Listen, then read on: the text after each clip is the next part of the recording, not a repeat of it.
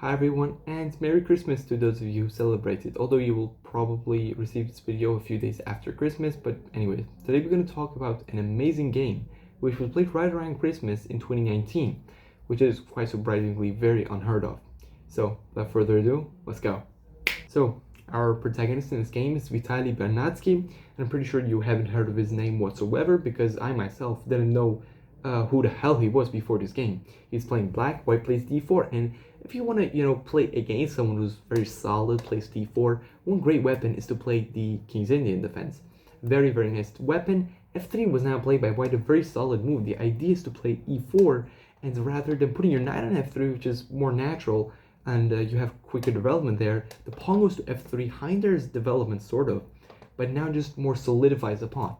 So, short castle, you would see that e5 is possible, but this is not played because I simply play knight e8. This is a dopamine move. I play d6, and now when the engine literally goes by suggesting f4, which means 6 pawn moves in a row in the opening, right? The first 6 moves, things are not going well. I mean, I easily can play d6, and your pawns are too overextended. You haven't developed to protect them. So instead, after castles, knight c3 was played, and now c6, another chance for e4, but of course, e5, but of course they know that this is not right. d6 now, and I'm knight g to e2. I'm gonna send your attention here. This line is known as the Bobotsov-Korchnoi-Petrosyan variation. I'm gonna leave it there. I mean, it's absolutely crazy. And after a6, it no longer is that blah blah blah variation. a6, and in many lines, weight goes this way. The king goes long, and you're sort of saying, okay, I know that your king is looking to change, residence, and I'm just gonna bring up a few of my boys, close to that neighborhood, just saying, that's it. So the pawn goes to c5, a very weird move, and now knight d7 takes takes. Look, at this point it was like 0.5, 0.6. Now it just cuts in half. What the heck is this move? You move a pawn, and again, don't move the pawn like this. Seriously, don't, because at the end you still haven't stopped the move b5. The b5 move is gonna come in.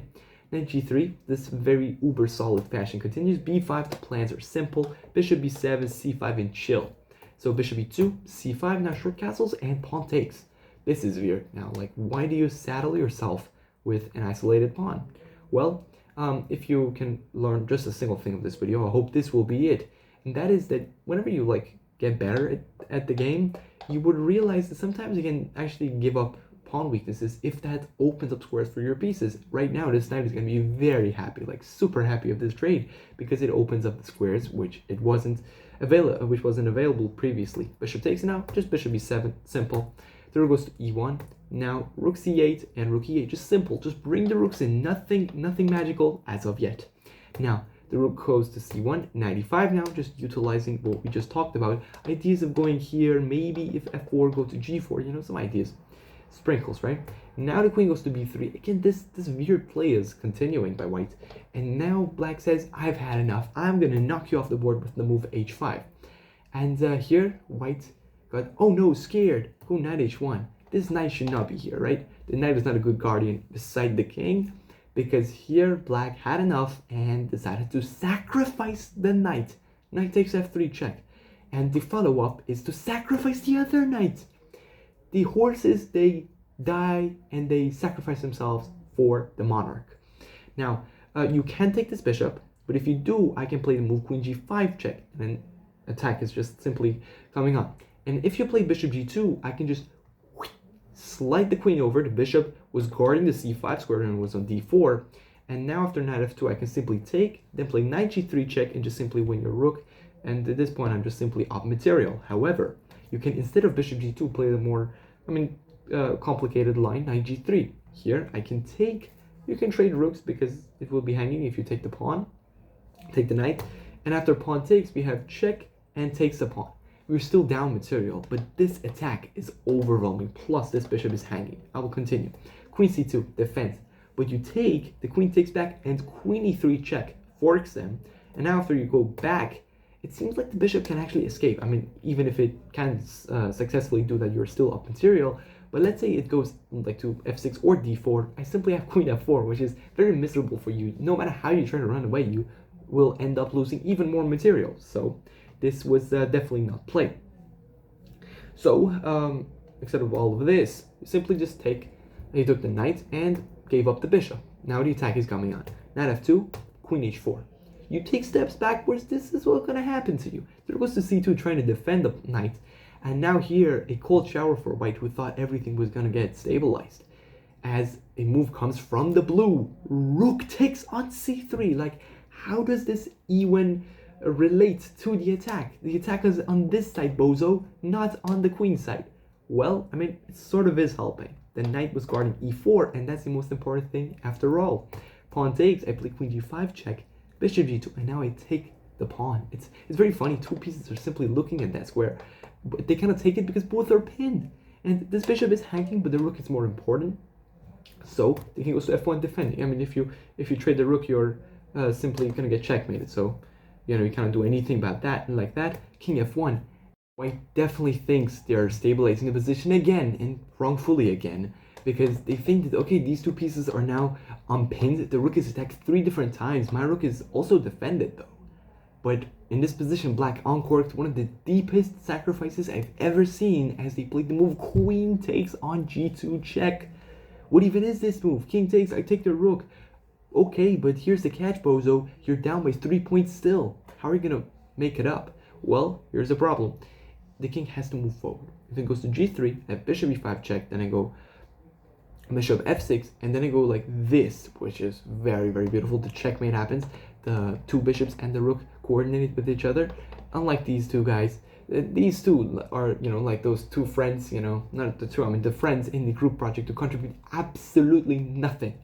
And this is literally it. And if the king was to go to h3 after the check, I simply go here and I reverse the move order, which is quite funny, I guess, to say the least. So here the knight goes to e4, giving up the knight, but then after king g3, you have this square. But after the move rook g1 check, white simply resigned. Weird. Well, now let's just go with the line. So the first things first, here are the correct moves to play rook g2. Crazily enough, just giving up the rook 2 different ways. But if you try to run away with your king, one of the beautiful things is king f4 is met by like something like this. This is like a shish kebab. You just put everything on a skewer, and this is literally made, and everything just protects each other. The king can also go this way, and now I have bishop f6, bishop f5 checkmate. Very beautiful, the king is cut off. And if you try to go to h3, I have the exact reverse, bishop f5, bishop f6. Again, something very beautiful. I gotta say, like these reversed tactics, move orders are very fun in this line, and literally this is it. But the correct way is to first insert the move rook g2 takes, and here the if you play it, for example, I don't know, king h4, I again have the move rook g4 check and bishop g2 checkmate. I mean, if you want to go to f4, this is the same shish kebab we've been talking about, but the correct way is to play king h3, and now your bishop's hanging and everything seems to be a little bit complicated. Here the correct move in this position is to play the fabulous, stunning thing. I mean, imagine if this was a play rook to g1, sacrificing the bishop. Like, you only have 3 pieces left, just give one of them away. What is going on? What is wrong with you, man? But the problem is that after you take the bishop, I'm literally threatening that same bishop f5, bishop f6 nonsense. So you gotta take my bishop, and in this position, not white, but black has the cool, calm, and collected g5, which gives an end to everything. The h4 square is defended, bishop f5 is checkmate, and you can only delay it, you cannot stop it. The queen, with all her might, cannot stop a bishop from delivering checkmate. Poetic, huh? Thanks for watching so far. I hope you enjoyed this video and perhaps learned something from it and just got inspired from it. You know, it was an amazing game. I'll see you in the next one. Take care.